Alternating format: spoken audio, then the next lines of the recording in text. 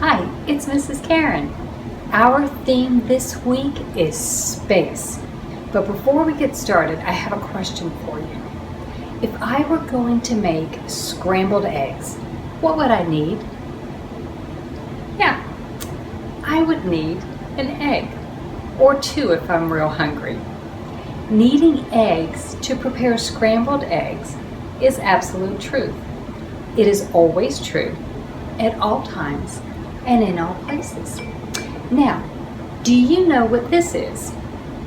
Well, this is an egg substitute. So you can make something similar to scrambled eggs if you use this. But if you want real scrambled eggs, you have to use real eggs. All right, now, then I have my Bible, and it is full of absolute truth. It is always true, at all times and in all places. So as we start our theme week about space, let's start at the beginning of the Bible in the book of Genesis, and let's discover some absolute truth. So I'm going to read to you from the first chapter of Genesis, and this will be verses 14 to 18.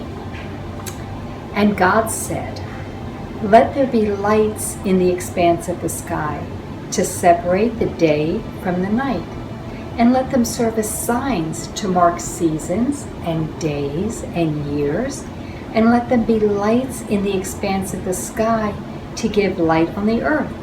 And it was so. God made two great lights, the greater light to govern the day, and the lesser light to govern the night. He also made the stars. God set them in the expanse of the sky to give light on the earth, to govern the day and the night, and to separate light from darkness. So it is absolute truth that God created the world, the sun, the moon, the stars, the planets. It is always true, at all times and in all places. Now, there are people who have other ideas about how the world came into existence, and they believe those ideas to be true. But here's another question for you. Can what other people believe about how the world came into existence be true if it does not match up with what's written in the Bible?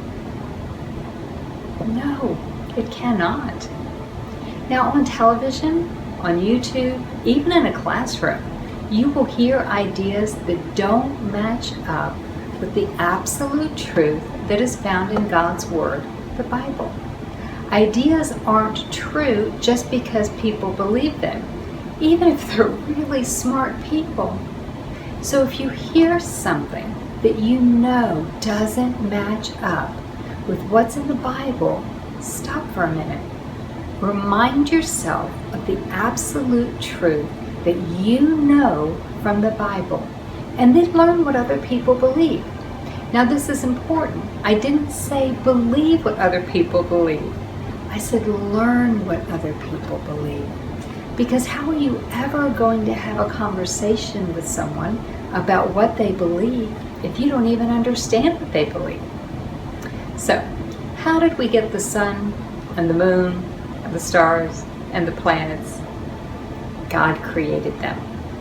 So we're going to have some fun crafts this week, and we're going to have some fun and yummy snacks this week, and they are all to help you remember that God created the heavens and the earth.